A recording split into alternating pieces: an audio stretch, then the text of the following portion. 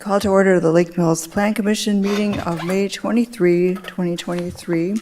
We'll proceed with roll call, please. Ms. Lazaris? Here. Mr. Mason? Mr. Mason. Mr. Mason? Dr. Mason. Is that what I'm you sorry. said? Yeah. I'm here. Mr. Foster? Here. Mr. Grady? Here. Ms. Curler? Here. And Mr. Coots and Mr. Holman previously informed staff that they'd be unavailable to attend this evening. All right, thank you. And with that, I'm sure that the Plan Commission, you have noticed that the annual changeover of the council representative has occurred. And today we welcome Lisa Curler, who is now representative from the City Council, where she is also City Council President. And Catherine Bishop is now the council representative on the Parks Board. And we thank Catherine for her service on the Plan Commission, and we know she will contribute much to the Park Board. Lisa has had a 30-year career with the Wisconsin Department of Natural Resources in various capacities related to water resources. 12 years as Drinking Water and Watershed Program Manager, more than 8 years as Watershed Coordinator, Waterway Policy Coordinator, more than 9 years as Water Management Specialist. In these capacities, Lisa has developed strategic plans, worked with a variety of stakeholders, citizens, government officials, and media, developed permitting materials, web pages, and handbooks, provided technical assistance to local governments for shoreline zoning, among many other duties. She is involved with the Rock Lake Improvement Association and Rock Lake Activity Center and is a past member and volunteer with Lake Mills Main Street Program. Lisa earned a Bachelor of Arts in Biology from St. Olaf College and Master of Science in Medical Microbiology from University of Wisconsin-Madison. We welcome Lisa to the Plan Commission. Thank you, Ms. Lazaris. I was trying to figure out how you knew all of that about me, but thank you very much for that warm welcome. All right. It's all true. I'm pretty sure it's all true. Certainly Yeah. is, yeah. It sounds a little bit like my recent resume. Yep. All right. Then we could go on to item 3, the correction and or acceptance of the meeting minutes of April 25, 2023. Is there anyone who wants to say anything about the minutes of April 25? I'll move approval. I'll second. I've been moved by Dr. Mason and seconded by Mr. Grady to approve the minutes of April 25, 2023. Any discussion? All right. Hearing none, then we'll call for a roll call vote. Dr. Mason? Aye. Mr. Foster? Abstain. Mr. Grady? Aye. Ms. Curler? Abstain. Ms. Lazaris? Aye. Thank you. Aye. Next is item number 4, questions and public comment. The public may address the commission at this time regarding items on the agenda unless the item is the subject of a public hearing. If your comments pertain to a public hearing, please hold your comments until the hearing. We do have one public hearing this evening. Item number 5, conditional use request by Michelle Sukow for a restaurant at 116 Sandy Beach Road, parcel number 24607132311-016. Public comment may also be made at this time on items that are not on the agenda if you have registered with the city clerk before the meeting. The state's open meeting law discourages action by the commission on items not listed on the agenda. Please keep your comments limited to 3 minutes. State name and address when starting your comments. Also fill out the sign-in sheet at the podium. For people online, please follow the Zoom link or the phone number listed on the Plan Commission agenda. If anyone here wants to comment on the comprehensive plan adoption, this would be a time to comment on that. That is on the agenda. Does anyone have any public comments at this time? Would anyone like to comment under public comments and questions? Are there any public comments at this time? All right, hearing none, we go on to item number 5, public hearing, conditional use request from owner Michelle Sukow for establishing a restaurant, dine-in or sit-down at 116 Sandy Beach Road, parcel number 2460713231116. Before we proceed with a public hearing, we'll call on Planner Carranza to give an overview of the request.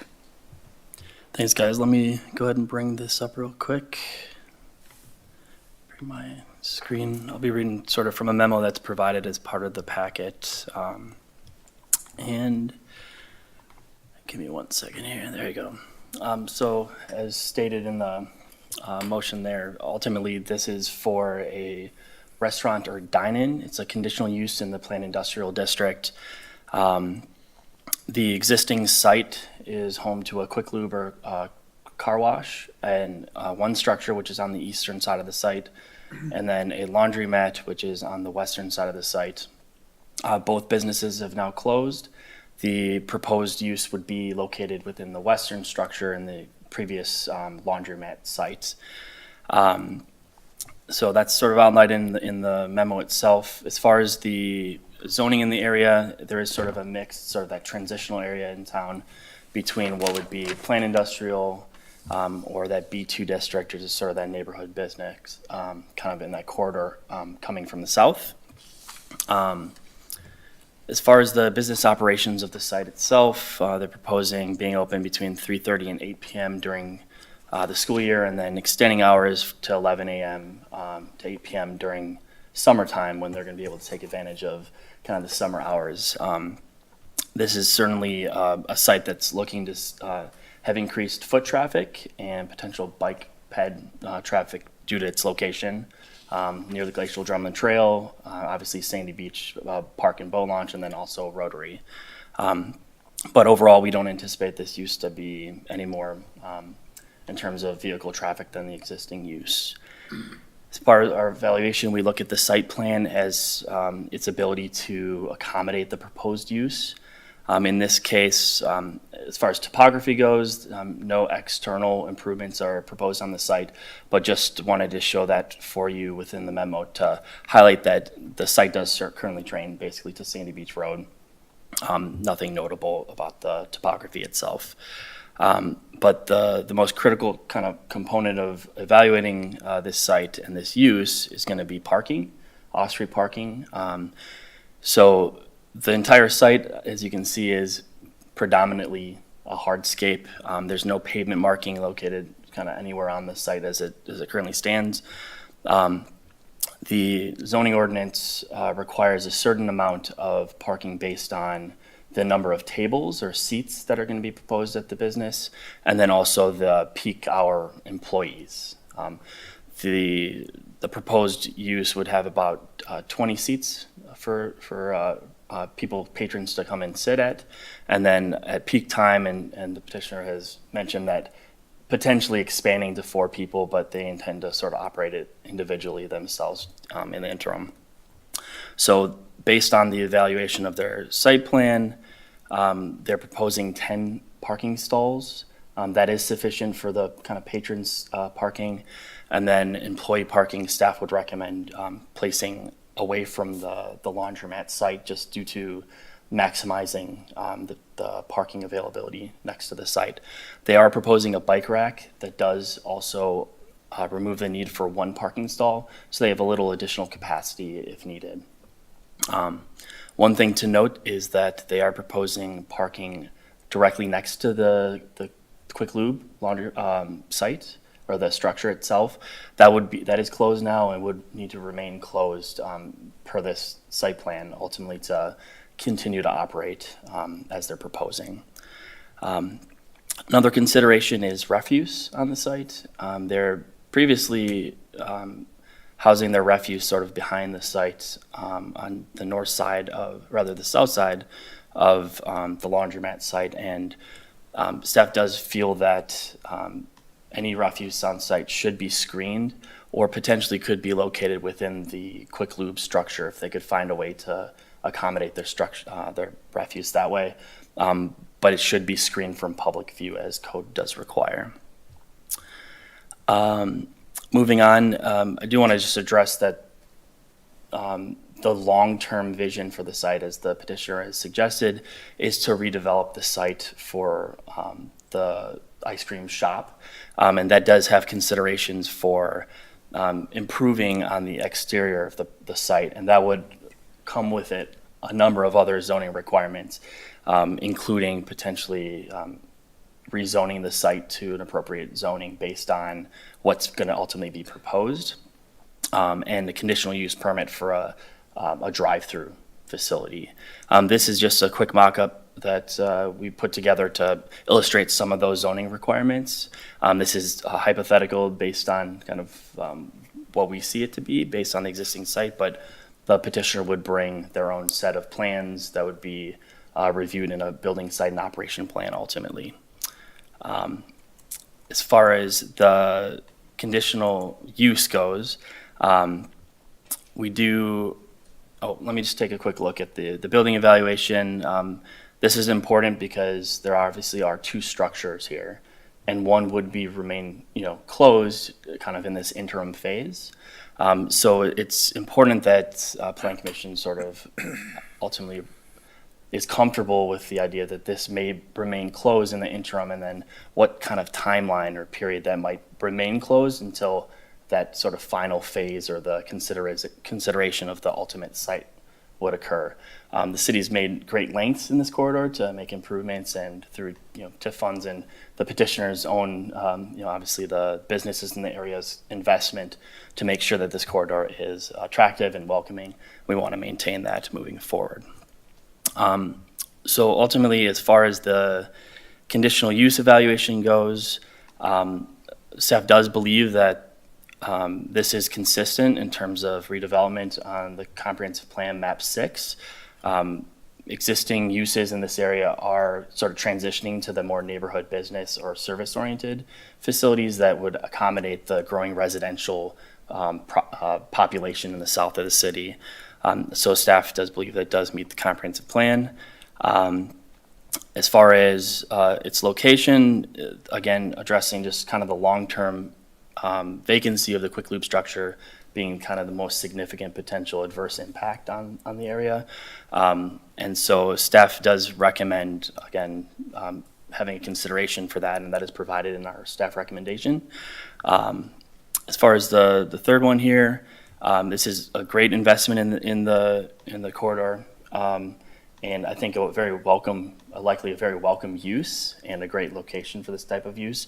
So staff does believe that this is consistent with the land use density and type of transitional land uses in the area.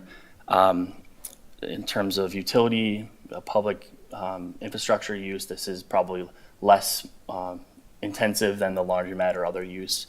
And then ultimately that the public benefits do outweigh the costs here to approve kind of this interim phase of the conditional use. With these conditions, ultimately, that staff is able to approve a pavement marking plan to sort of delineate where those parking stalls ultimately are going to be.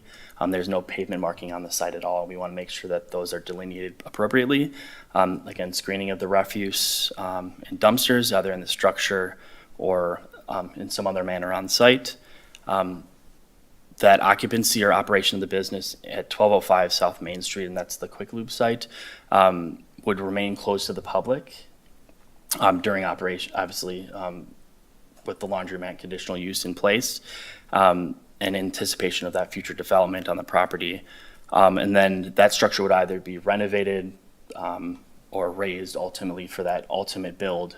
And we set a date here of June 30th, 2025 to give the business some time to sort of proof of concept before making that kind of investment. And then any exterior alterations to buildings do ultimately require to be brought back to for additional review, and then any public works or public safety and engineering comments or recommendations. All right, thank you, Mr. Carranza. We are in public hearing. Would anyone like to comment on this proposed conditional use? If so, then please approach the podium, writing down your name and address, and also speaking it for the clerk. Are there any comments concerning this proposed conditional use? Would anyone like to comment on this proposed conditional use? Okay. Hearing none, we close the public hearing. We go to item number 6. Discussion recommendation on conditional use request from owner Michelle Sukow for establishing a restaurant, dine-in, or sit-down at 116 Sandy Beach Road, parcel number 246-0713-2311-016. Plan Commissioners, we have in front of us the prepared motion 2351, recommendation to City Council for conditional use request, restaurant, dine-in, or sit-down, 116 Sandy Beach Road, parcel number 246-0713-2311-016. Motion 2351 does set forth the city's zoning authority under Wisconsin state statutes. That the city does have specific requirements for conditional uses. The application by Michelle Sukow for the restaurant at 116 Sandy Beach Road, a review by city staff and consultants, tonight's public hearing, and Plan Commission review. This motion provides for a recommendation of approval to the City Council on this conditional use request, subject to the following: compliance with terms and conditions and recommendations contained in the planner's memo.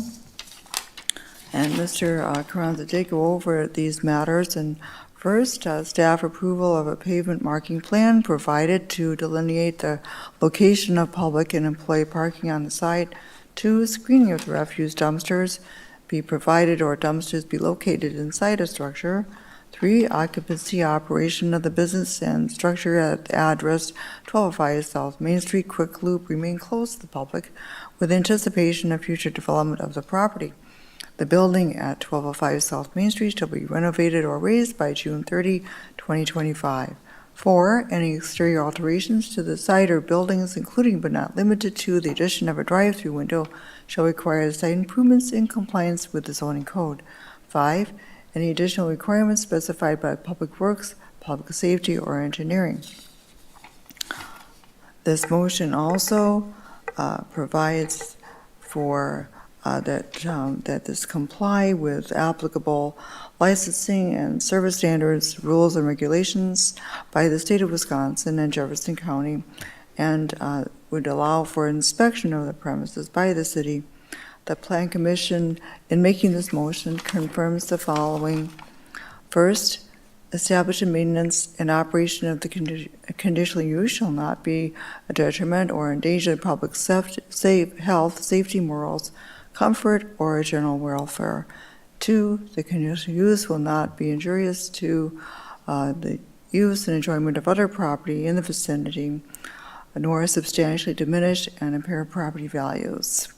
3, the conditional use will not impede normal and orderly development and improvement of surrounding property.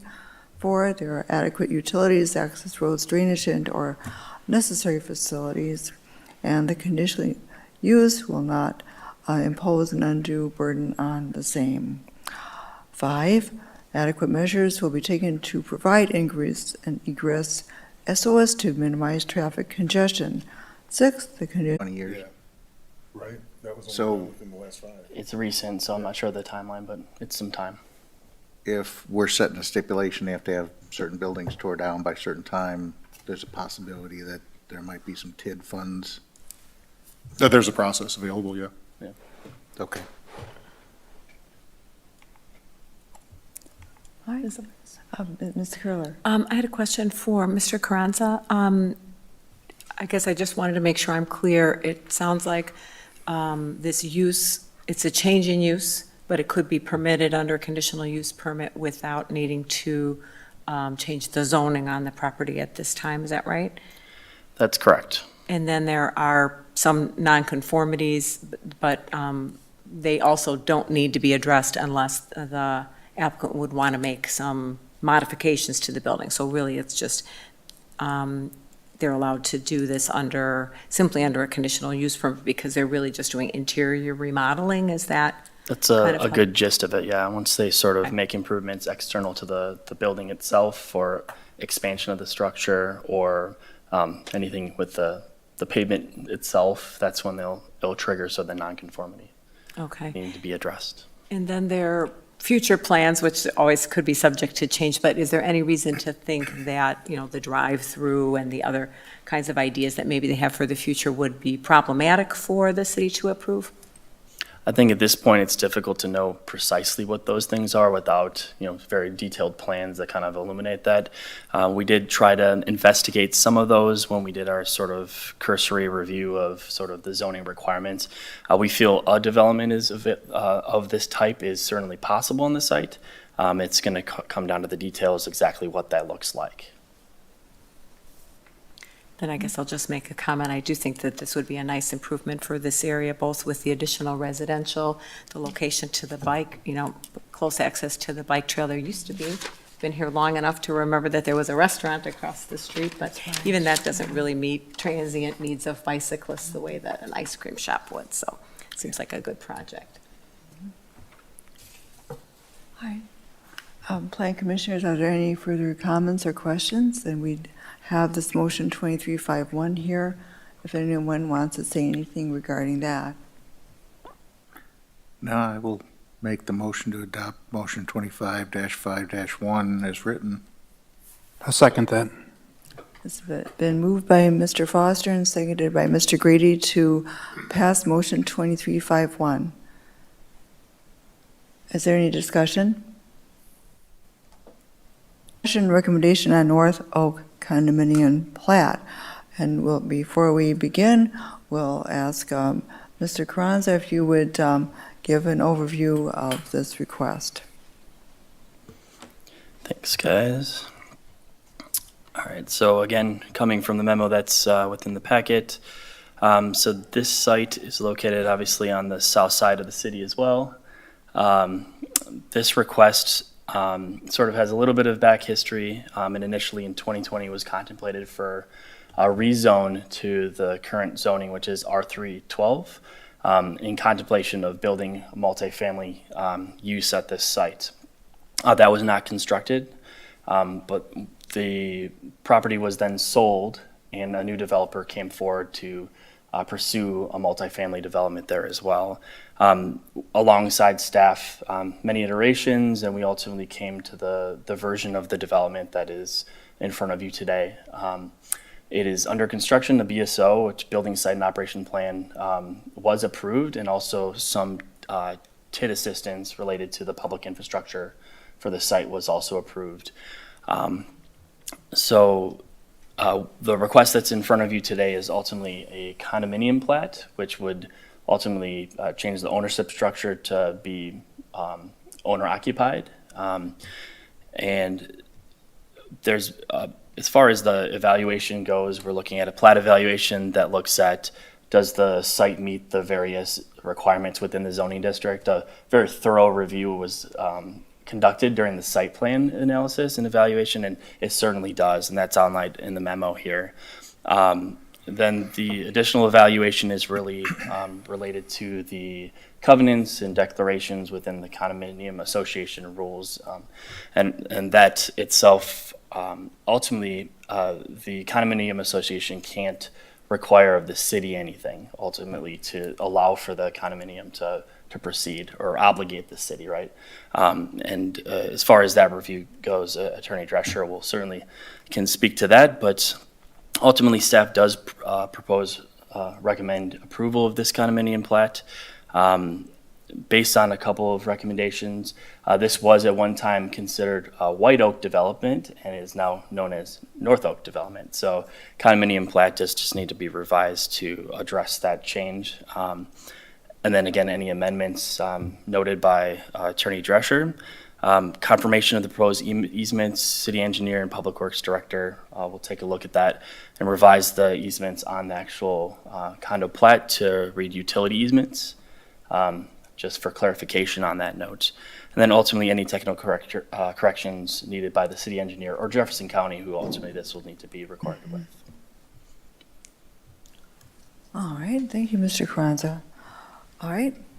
Plan Commissioners, we do have motion 2352 before us, condominium plat approval, North Oak Condominium.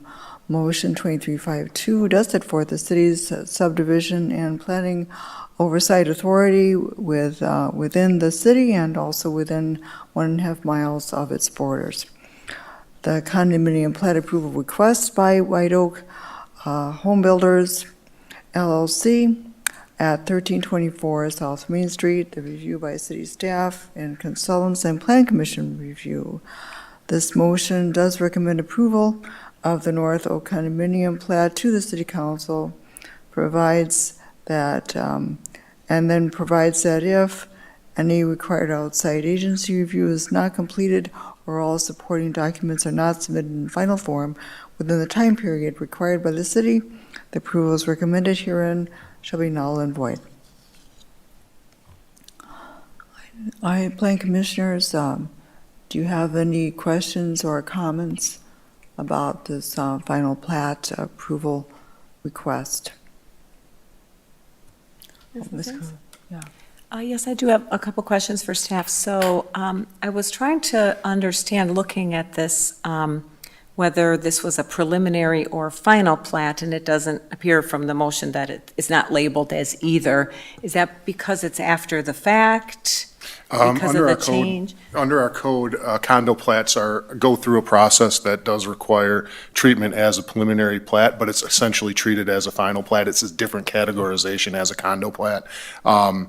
Yes, the reason, I think the most likely reason that you didn't see a plat process with this prior to this point is because when we went through the process, the BSO process, Building Site and Operations Review, as well as entering a development agreement with the petitioner here, it was contemplated to be apartments. And as they started developing, they made a decision that the holding mechanism, the title mechanism, would be more appropriate as owner-occupied rather than an apartment complex. So this is the petitioner moving forward with the desired structure kind of late in the game after maybe first crack at it. So I recall that the City Council approved a developer's agreement for this development when it was going to be apartments, and they are already under construction. So does that developer's agreement still apply? Will that need to change?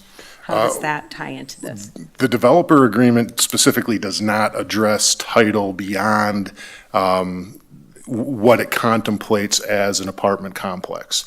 The purpose for that development agreement was the extension of city services utilities to the site and a certain allocation of TID funds to complete that process. So from the city's perspective, as long as the project pencils out and covers that debt that was created, I don't know that we necessarily have a preference with regard to the holding mechanism, the title mechanism. Okay, and then my last question is, would the staff review and the result have been any different if we had understood it to be condominium proposal from the beginning? Or, is there anything we would have required differently in terms of the development? That question I can't really answer. I don't know if it would have gone the same direction at the time that it was pursued if it was identified as a condo plat or a condo development. I think generally, from what I understand of policy, owner-occupied housing is generally preferred as opposed to an apartment complex that's owned by landlord and leased out to tenants. I think there's a general consideration that owner-occupied are a little bit more well-preserved. The owners have a stake in it, their title interest. So I don't know the answer to your question. With regard to the contemplated and paid and received TID disbursements, I don't know that the ownership structure would have changed considerations there. The main consideration is developer has a plan that has gone through the BSO process that has been approved that fits into the zoning category or district that it's in, R312 in this circumstance. It's an appropriate use for R312. And then whether or not the proposed development would pencil out and actually pay back the borrowed funds, would create a net positive in the tax situation. So I think that's a difficult question to answer at this point in time. There are a number of aspects of it that certainly would have been more check the box. Yes, we're okay with this, but I don't know how much consideration really went into the type of ownership, into the title issue. Thank you. All right, Plan Commissioners, do you have any other questions or comments regarding this request for final plat approval? All right. Does anyone have anything to say about this prepared motion?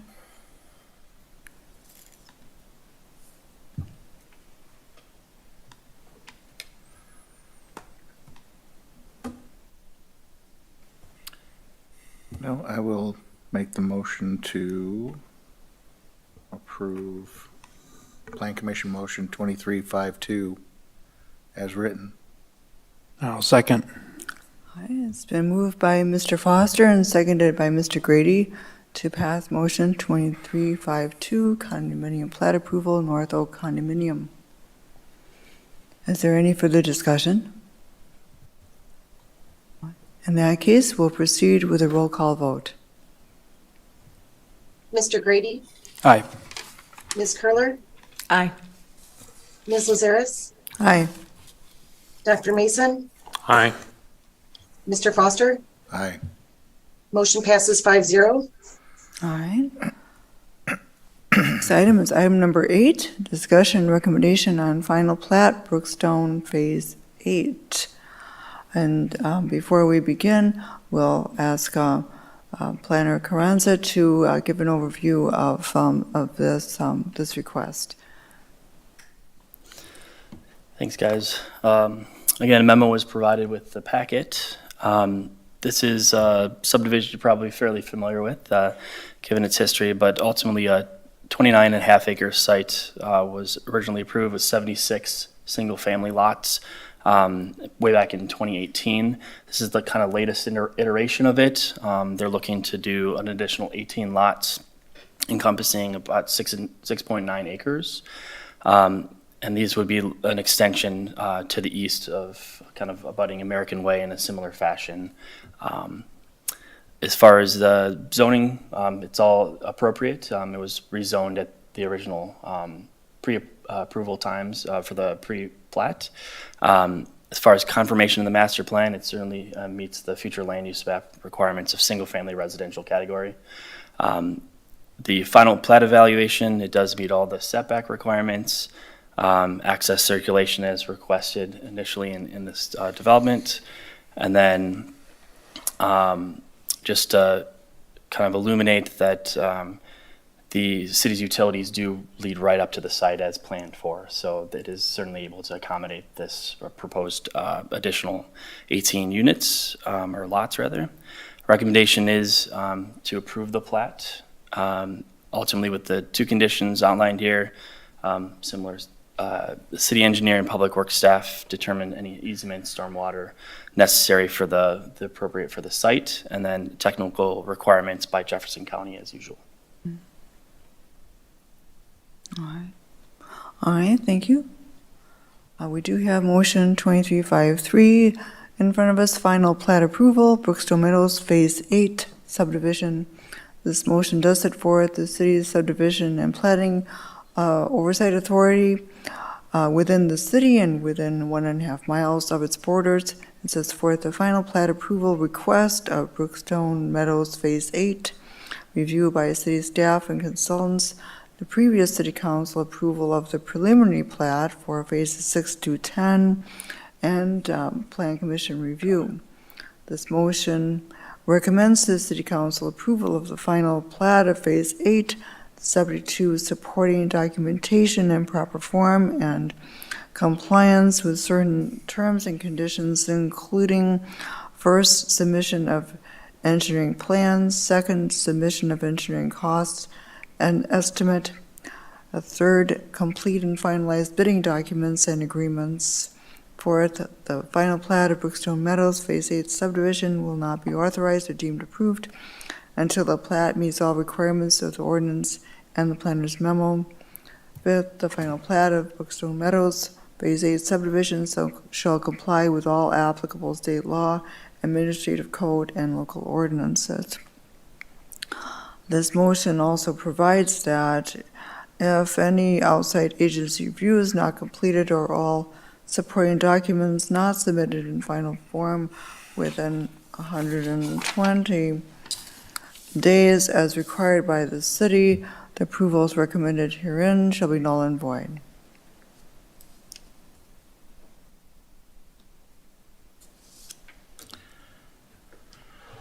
So how much work do we still have to do up there as the city? Because I know we've been doing the infrastructure and the roads and stuff like that. All of it still, for the Phase 8.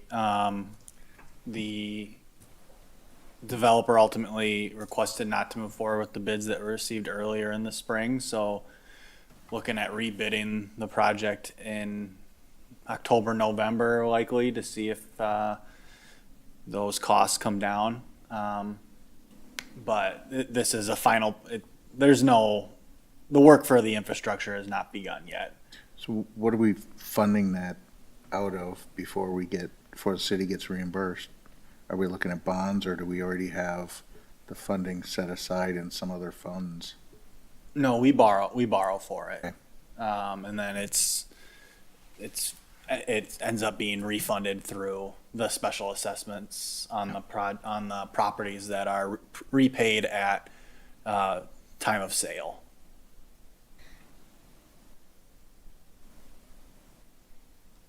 So that's consistent with the Yeah. development agreement. That's what we've been doing, right? And that would continue through Phase 10, or, well, 10, I guess, is done, through 8 and 9. 9, yeah. Correct. And there is I can't remember exactly what it is, but there is a certain amount of time where if it passes and those lots aren't sale, that the landowner becomes responsible for them. So there is a period at the end in which, even if the lots haven't sold, they're responsible to pay the city back for them. Who And I believe owns that's them right 5 now? years. What was that? Who owns those lots right now? It's Riverwood Holdings. Okay. Mr. Paul Giusti. Yeah, still, okay. Right. Okay. Okay. All right. Are there any further questions and comments regarding this final plat approval request? When we say final plat, what about Autumn Crest Lane? Is that planning on being built on as well, or is that not?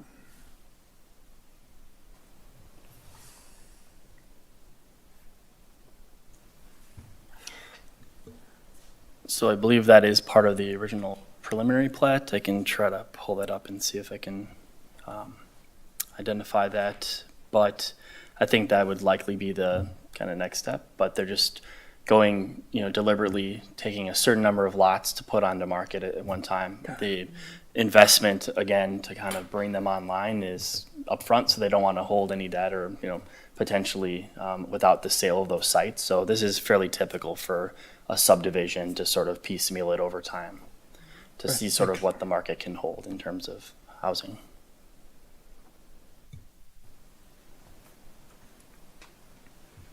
All right, Planning Commissioners, do you have any other questions or comments concerning this request?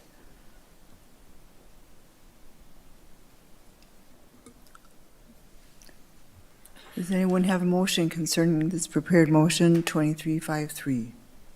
I'll make a motion. Mason, make a motion to approve the motion 2353. I will second it, Mr. Foster. All right, It's been moved by Dr. Mason and seconded by Mr. Foster to pass motion 2353, final plat approval, Brookstone Meadows Phase 8 subdivision. Is there any further discussion? Hearing none, then we'll proceed with a roll call vote. Ms. Curler, Aye. Ms. Lazaris, Aye. Dr. Mason, Aye. Mr. Foster, Aye. Mr. Grady. Aye. Motion passes 5-0. All right. All right, our next item is item number 9, discussion recommendation on comprehensive plan update. And we do have in front of us Lake Mills Plan Commission Resolution 23-1, recommendation to adopt the City of Lake Mills Comprehensive Plan Update 2040.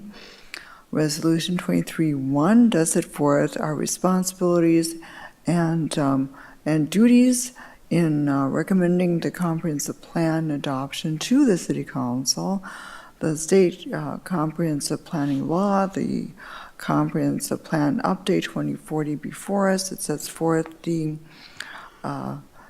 adopted public involvement plan by the City Council earlier in the process, and Plan Commission responsibility to recommend to the City Council adoption of the plan by majority vote.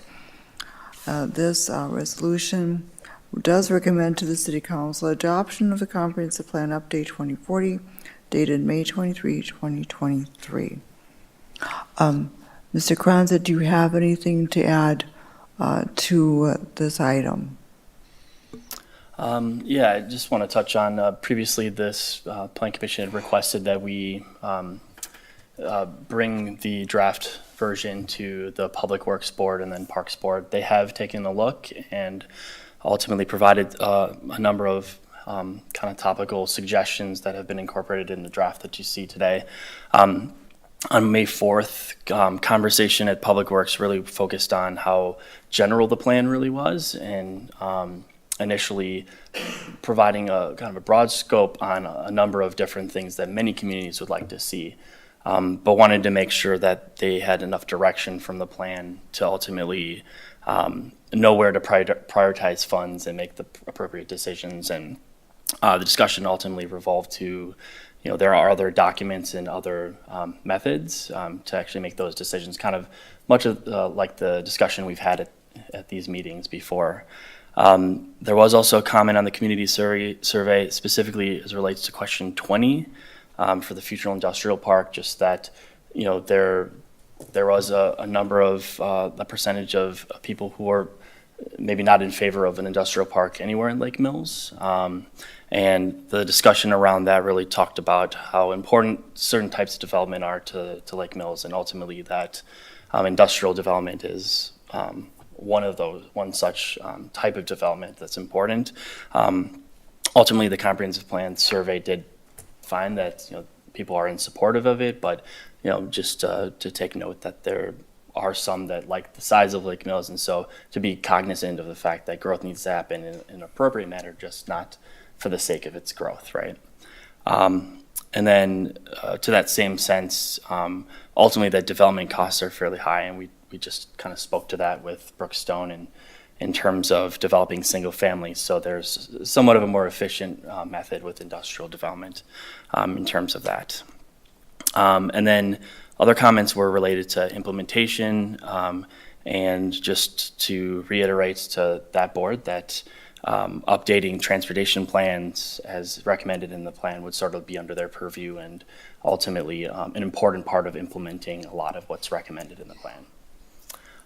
So then in Parks Board, conversation was much, again, more on the implementation side. Generally supportive of the comprehensive plan, and thought that it was important that in the implementation tables 9-1 and 9-2 that they were listed as sort of stakeholders for certain conversations related to pedestrian and other facilities, so that to make sure that those decisions are being made by multiple departments, not solely Public Works or otherwise. It's a kind of multi-discipline approach, right? So that's the update on that. I did want to just highlight that in the packet, we also provided an executive summary. The intention is this executive summary to be sort of a separate living document, not attached sort of to the comprehensive plan itself, but has the ability to be incorporated with it if requested. Really, our intention is to summarize kind of the process and the main kind of high points and information that's there, but not, again, to rehash everything to the extent that the comprehensive plan itself does, right? Just briefly go over that for you guys. I'm going to pull that up here.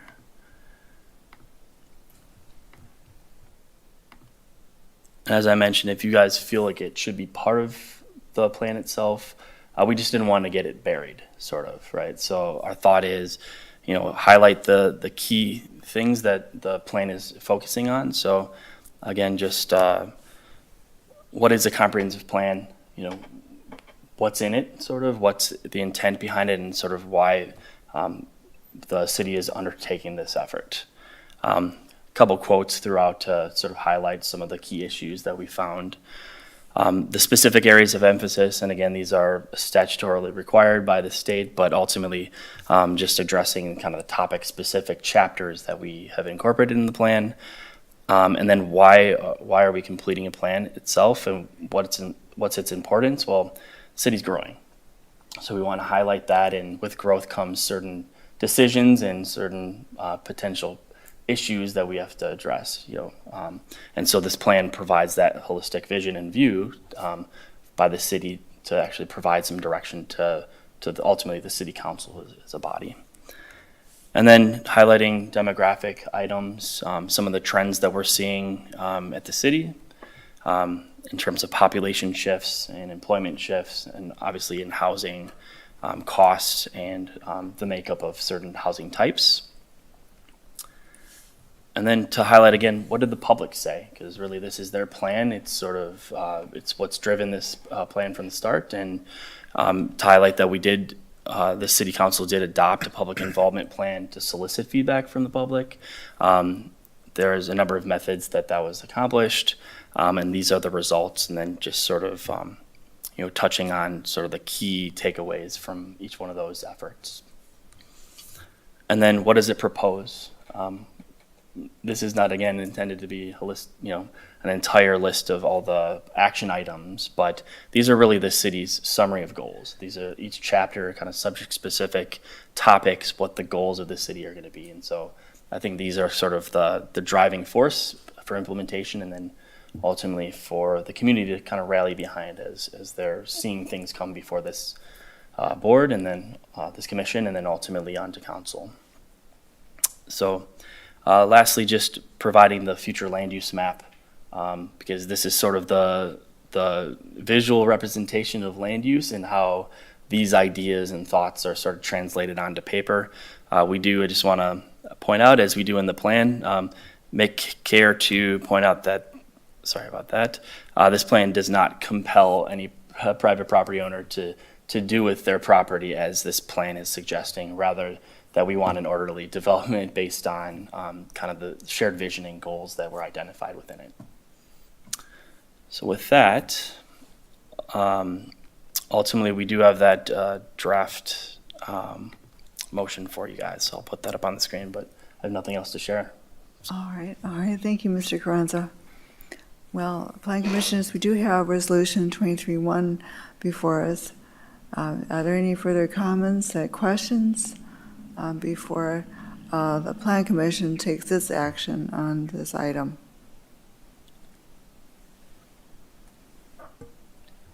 I just have a questions. First of all, I want to thank the commissioners who are here, and even the ones who aren't, as well as Mrs. Bishop, for all your work on this. I know this has been a long haul, and you've sat through a lot of early starting meetings and listened to a lot of public input, so I appreciate all of that work.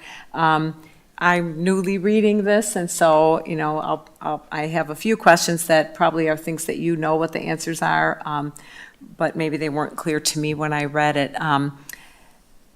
I guess maybe I'll just do a couple of quick questions. So in Chapter 2, there's a discussion of sustainability, promoting sustainable development, And starting on page 2-18, it talks about LEED certification and promoting that kind of development in any future school buildings, other types of development.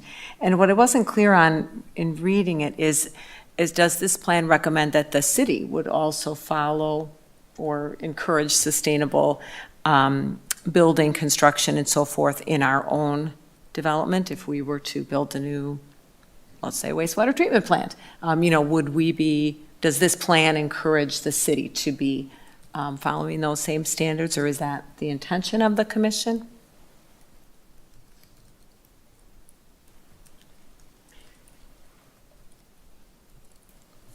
See the wording again. Yes,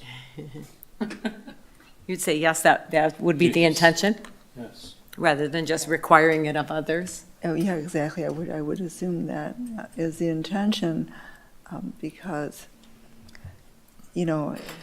when these things are applied, when you apply these standards, then you start to achieve certain economies that are not available if you don't apply them. So I would anticipate that's the case for public buildings in the future in Lake Mills. Okay, that's great. And again, as I was reading it, it seemed like it was promoting it for when other people were building buildings, and I just wasn't clear if we were saying we want that also to apply to some, anything that the city would build. And it's kind of a slight segue to in chapter 3 where there's the future land use map. If I'm reading it right, and some of the properties are quite small, the location where Arlac is appears to be, looks like existing and proposed is zoned as multifamily. And I don't know if that's just a legacy zoning and we're just leaving it that way because we don't know what might happen there.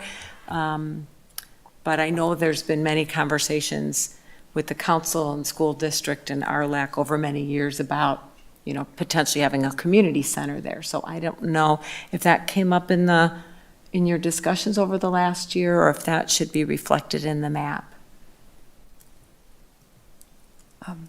I don't recall that was the case.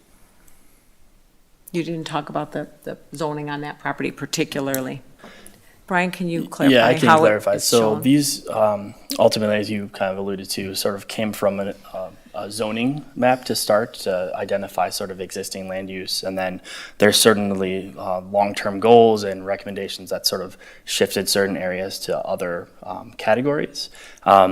There's probably going to be a couple locations where maybe there are contemplated uses. In that particular instance, there's likely a public institutional overlay on the zoning for that, but that doesn't carry over in terms of the land use that we use kind of for the GIS as we're sort of setting this up. Ultimately, the public institutional use itself, if some other use would have been contemplated for that or in the future, that's certainly something I think would be supported, based on its existing use. And I don't see any reason that something like Arlac couldn't continue certainly, or be proposed or developed in greater amount in that site.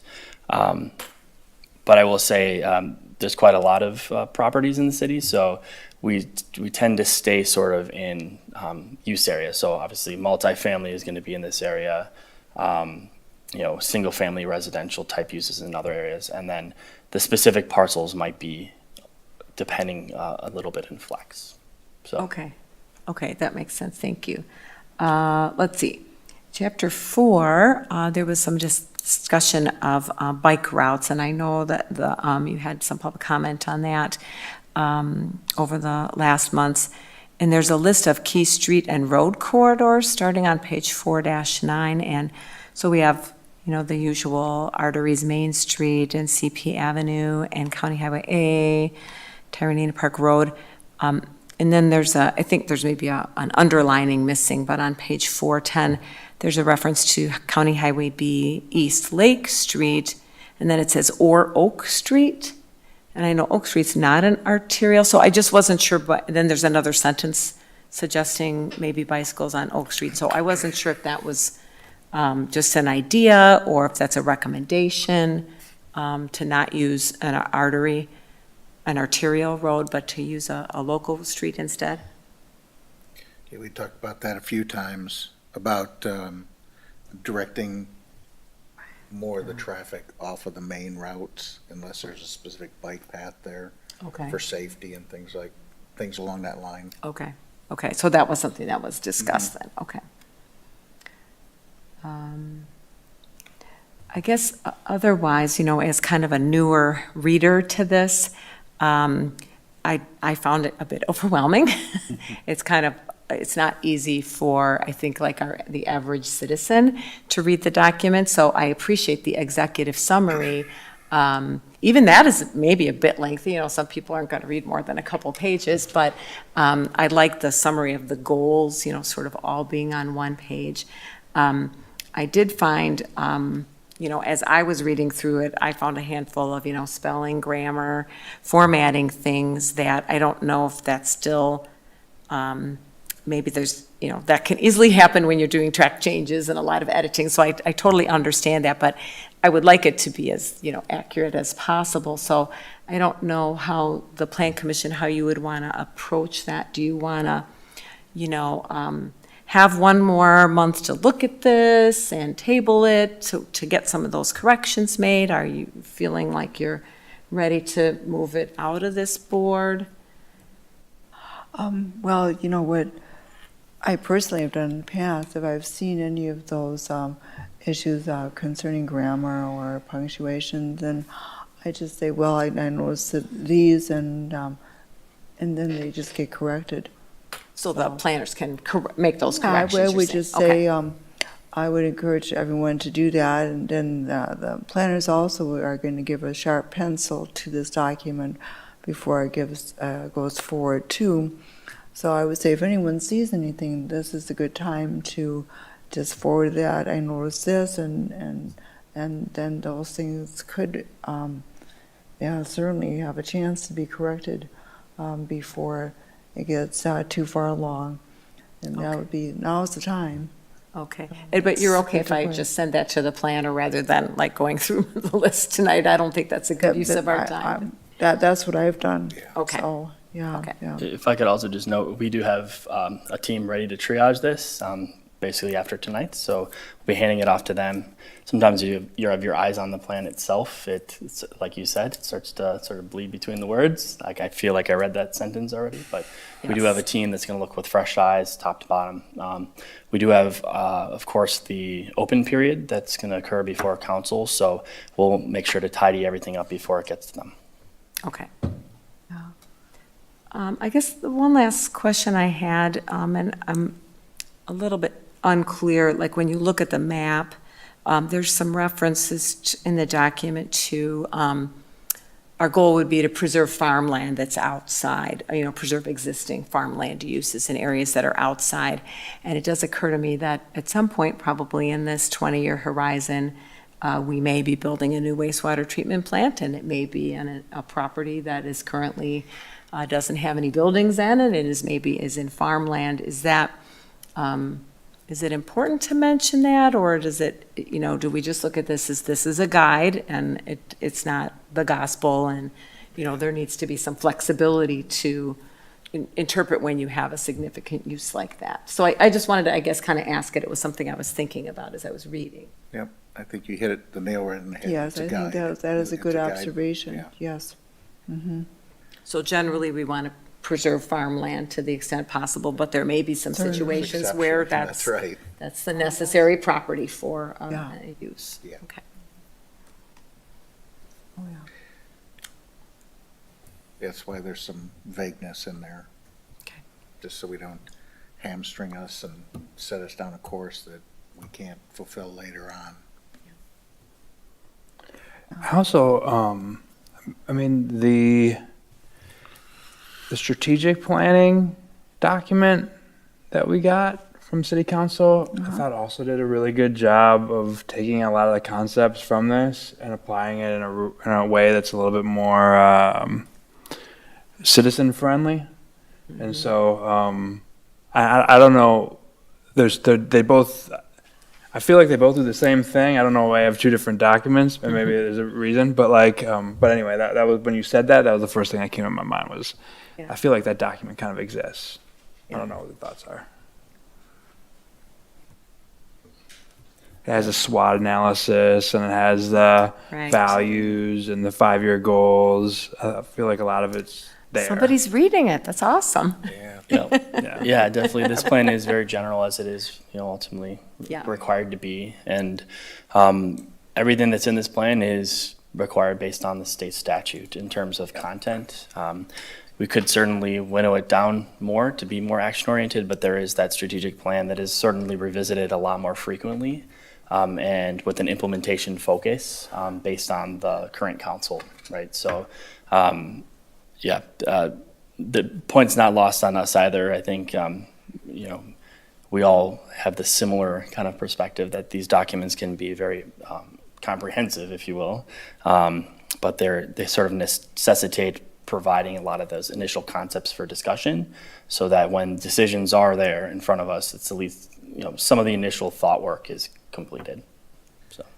Yeah, and I still look at those two documents as two different documents. The executive plan is, for this is basically, this is what we looked at to build the comprehensive plan. Then that strategic document is the action document saying, this is how we're gonna move forward with some of these recommendations. So I see them still as two different documents, still a need for it.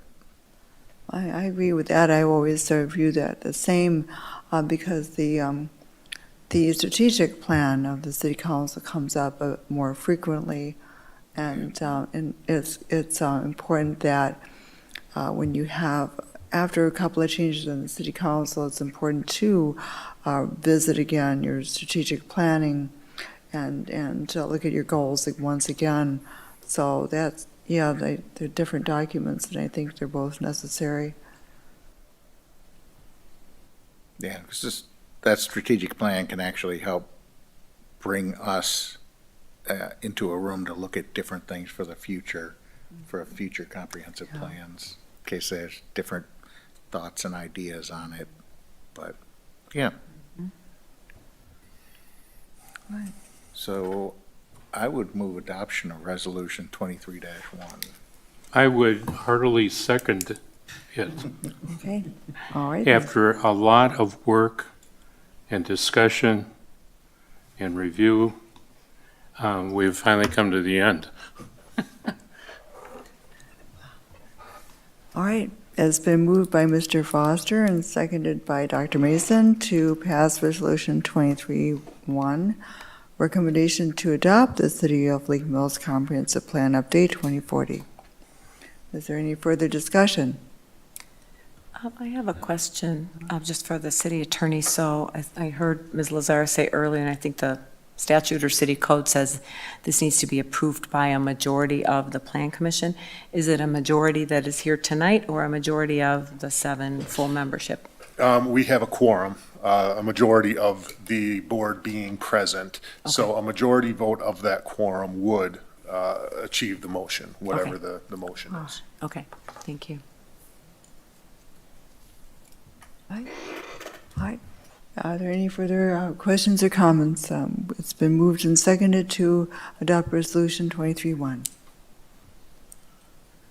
All right, in that case, we'll proceed with a roll call vote. Ms. Lazaris, Aye. Dr. Mason, Aye. Mr. Foster, Aye. Mr. Grady, Aye. Ms. Curler. Aye. Motion passes 5-0. All right. All right. That takes us to item number 10, recommendations for future agendas. Is there anything under this item?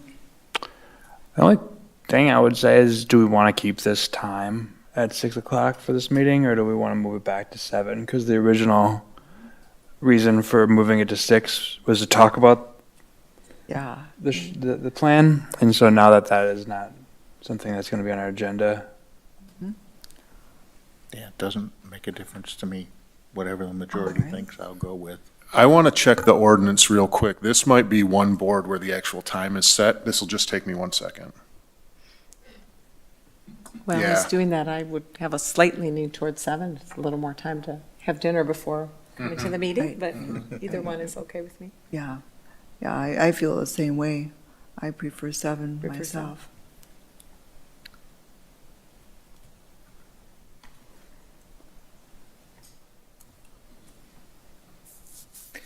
Has Mr. Holman come forward with any of his recommendations for changes? No, yet? but I know that after the comprehensive plan, then traditionally we sit down and start looking over these zoning ordinance and the subdivision ordinance, and also the zoning map to talk about any changes, any amendments that would be wise to do, given what we now have as a comprehensive plan. So, once that occurs, then I know that he has some things he wants to bring forward, and I think that would be a great time to come into it, because we will, as we review, get to the section or sections that he has an interest in. I've reviewed the ordinance, and I don't see anything that establishes the specific time, so you do have flexibility there. All right. Well, Do we need any formal action, or we can just, the chair can just make that determination? I believe the chair could set the time of the all meeting. right, all right. In that case, with no objection, then I'll set the time back to 7 PM. Is there any objection to that? Agreed. Oh, no objection. All right, in that case, I will look forward to our next meeting at 7 PM. All right, Sounds good. is there anything else concerning item number 10, future agendas? I'll move to adjourn meeting. Is there a second? Second. It's been moved by Mr. Grady and seconded by Mr. Foster to adjourn the meeting. All those in favor signify by saying aye. Aye. When opposed, same sign. The meeting is adjourned. Awesome. Wow.